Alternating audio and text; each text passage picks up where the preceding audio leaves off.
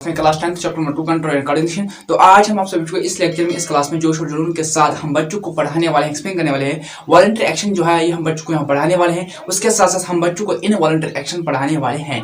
ये लेक्चर आ रहा है फर्स्ट बैच के तहत। अगर किसी बच्चे को व्हाट्सएप ग्रुप में नंबर दे गए आप लोग ज्वाइन कर सकते हो। यहाँ पे आप सभी को क्लास 2 से लेकर क्लास 10 तक नोट्स मिलते हैं। जिस बच्चे को नोट चाहिए हमें मैसेज कर सकता है, हमें कॉल कर सकता है या नीचे कमेंट में लिख सकते सर हमें नोट चाहिए, हम बच्चों को नोट प्रोवाइड कर देंगे। आज हम बच्चों को इस लेक्चर में इस क्लास में वॉलंटरी एक्शन और इनवॉलंटरी एक्शन ये दो टॉपिक हम बच्चों को पढ़ाने वाले हैं, एक्सप्लेन करने वाले हैं। Those are voluntary actions which is controlled by brain are called voluntary action। Voluntary actions वो एक्शंस होते हैं जिनको ब्रेन कंट्रोल करता है, उसे हम वॉलंटरी एक्शंस कहते हैं। Voluntary actions controlled by brain. Voluntary actions वो एक्शंस होते हैं हमारी बॉडी में जिनको ब्रेन कंट्रोल करता है। वॉलंटरी एक्शंस वो एक्शंस होते हैं जिनको ब्रेन कंट्रोल करता है, जिनको हमारा दिमाग कंट्रोल करता है, उसे हम वॉलंटरी एक्शंस कहते हैं। Example walking, writing, dancing, talking, एस्ट्रक्स।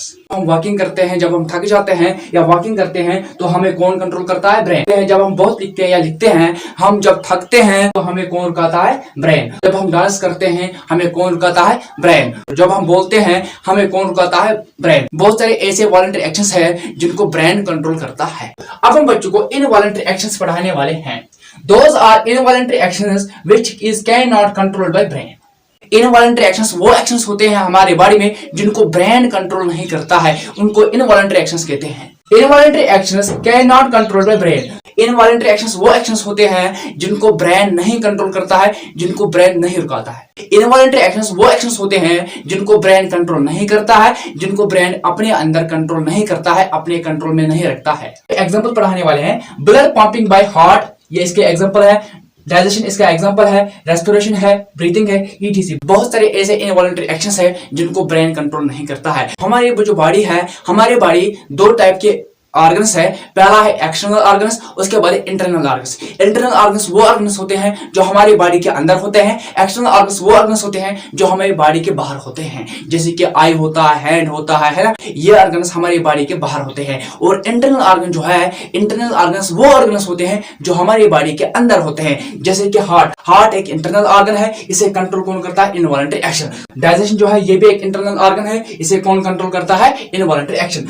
Respiration जो है, रेस्पिरेशन भी एक इंटरनल ऑर्गन है, यह हमारे बॉडी के अंदर होता है, इनको इनवॉलंटरी एक्शन कंट्रोल करता है। ब्रीथिंग जो है, ब्रीथिंग भी हमारे बॉडी में ऑर्गन है, लंग्स है, जिसे हम ब्रीथिंग करते हैं, जिससे हम सांस लेते हैं, सांस छोड़ते हैं, इसे कंट्रोल कौन करता है? Involuntary action. वॉलंटरी एक्शंस वो एक्शंस होते हैं जिनको ब्रेन कंट्रोल करता है, जिनको ब्रेन अपने अंडर लेते हैं, कंट्रोल करते हैं। उसके बाद इनवॉलंटरी एक्शन जो है ये वो एक्शंस होते हैं हमारे बॉडी में जिनको ब्रेन कंट्रोल नहीं करता है, ये ब्रेन के तहत नहीं आते हैं, उसे कहते हैं इनवॉलंटरी एक्शंस। इस क्लास में वॉलंटरी एक्शन और इनवॉलंटरी एक्शन पढ़ा है। वॉलंटरी एक्शंस वो एक्शंस होते हैं जिनको ब्रेन कंट्रोल करता है, जिनको ब्रेन रोकता है। इनवॉलंटरी एक्शंस वो एक्शंस होते हैं जिनको ब्रेन कंट्रोल नहीं करता है, जिनको ब्रेन नहीं रोकता है, उसे हम इनवॉलंटरी एक्शंस कहते हैं। क्वेश्चन नंबर 1 है यहाँ पे, right that difference between voluntary action और इनवॉलंटरी एक्शन। अगर आपके पेपर में ये क्वेश्चन आया है, ये एग्जाम में आया है, तो आपको क्या लिखना है? आपको इसका आंसर ऊपर लिखना है। आपको वॉलंटरी में आपको यह लिखना है और इनवॉलंटरी में आपको ये आंसर लिखना है। अगर आपके पेपर में, अगर आपके एग्जाम्स में आया है। मैं बच्चों को इतना कहता हूं,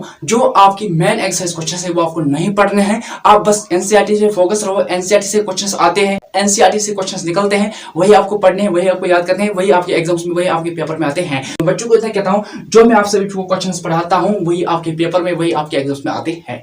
अगर किसी बच्चे को कोचिंग सेंटर आना है, चारम bright care coaching centre start हो चुका है ड्रैगन में, आप ड्रैगन में आ सकते हैं, वहां पे एडमिशन ओपन है, एडमिशन आप कर सकते हैं। वहां पे आप सभी बच्चे आ सकते हैं, पढ़ सकते हैं। उसके साथ साथ वहां पे आप सभी बच्चों को 5 टीचर्स मिलेंगे जो अपने अपने सब्जेक्ट्स में एक्सपर्ट है, जो अपने सब्जेक्ट्स में क्वालिफाइड है, जो आपको अपना सब्जेक्ट्स पढ़ाएंगे अच्छे तरीके से। उसके साथ मैं बच्चों को इतना कहता हूं, जिस बच्चे को एडमिशन करना है, कोचिंग आना है, वो आ सकता है। जोश और जुनून के साथ हम बच्चों को कितना कहेंगे, आपके एक सब्सक्राइब की वजह से, एक सपोर्ट की वजह से हम आगे बढ़ेंगे। आप सपोर्ट करो, सब्सक्राइब करो।